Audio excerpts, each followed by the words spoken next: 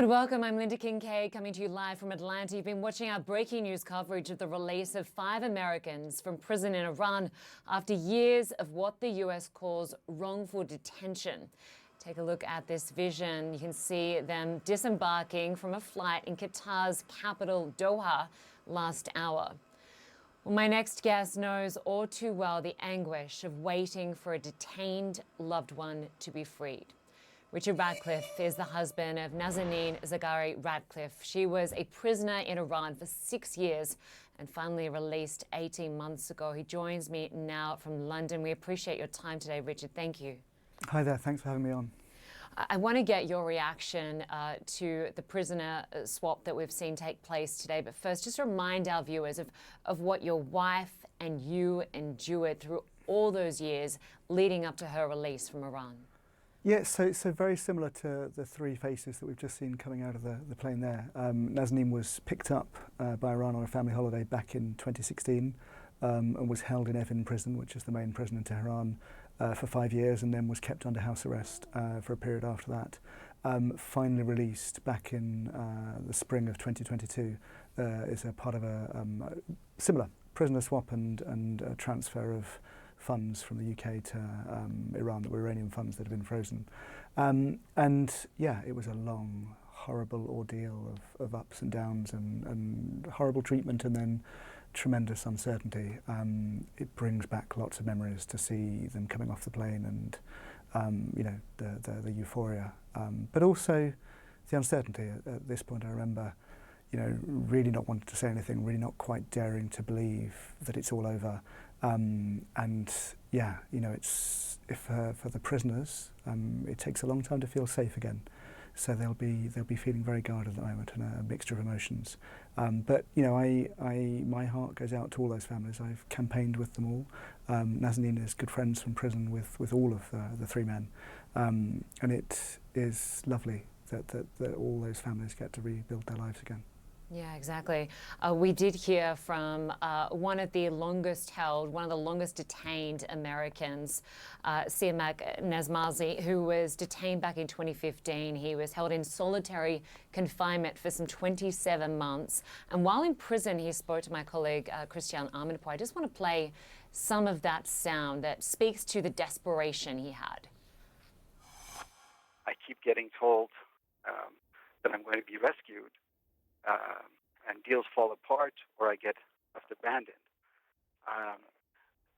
Honestly, the other hostages and I desperately need President Biden to finally hear us out, to finally hear our cry for help and bring us home.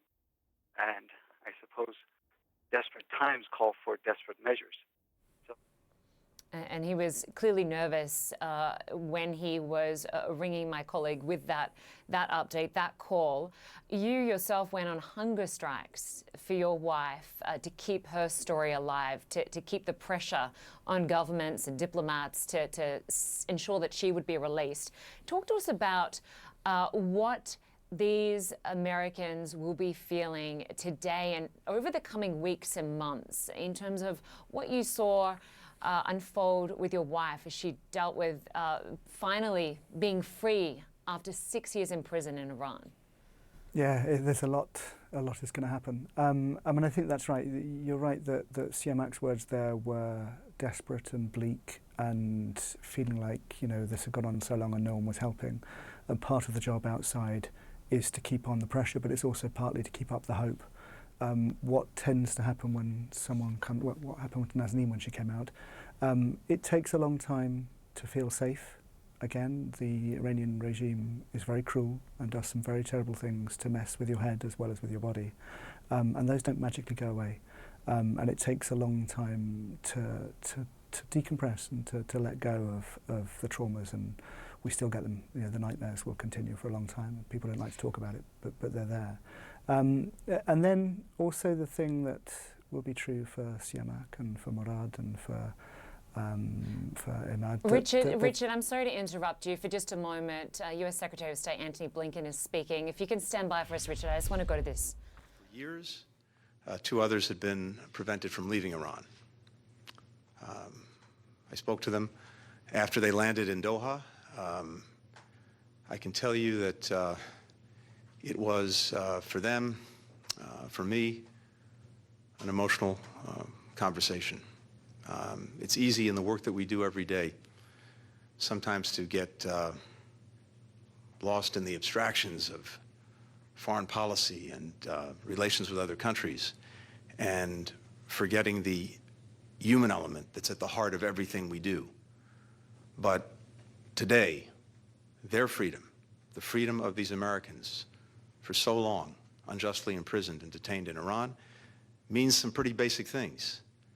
It means that husbands and wives, fathers and children, grandparents can hug each other again.